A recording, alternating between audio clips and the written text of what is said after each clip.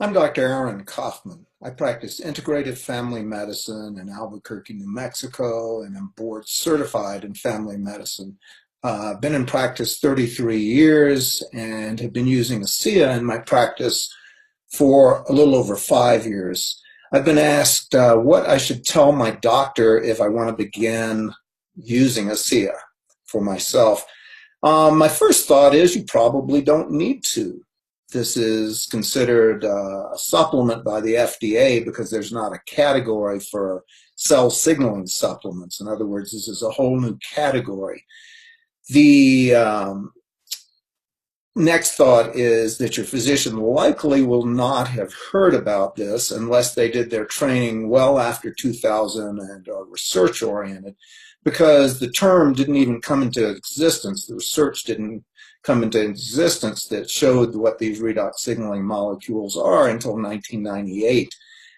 Prior to that, and when I was in training and studied biochemistry, these were just considered waste products of the Krebs cycle, the energy production cycle inside our mitochondria. And again, in 98, research began that showed that these are the most bioactive molecules in our body.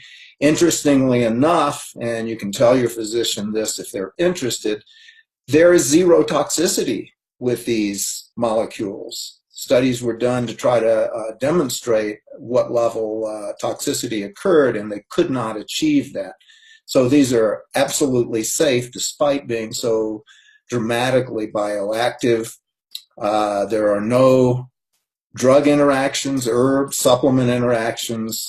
These are bioidentical molecules, and all they do is turn on cellular activity, youth in cells, if you will.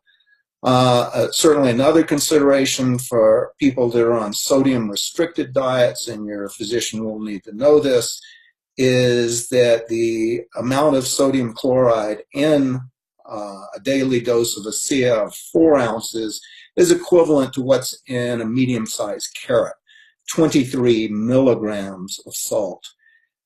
Just for reference, very salt-restricted diets that patients who have kidney and heart conditions are often on is a 2,000 milligram sodium restriction diet. So this is not significant as far as that's concerned.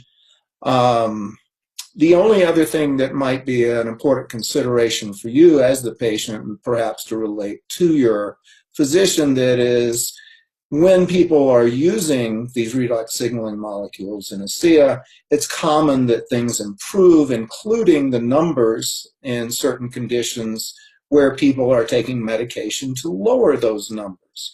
So it's important if you do have such a condition that you do monitor those numbers, and it's quite likely that you'll need to reduce those medications as time goes on, or even discontinue them.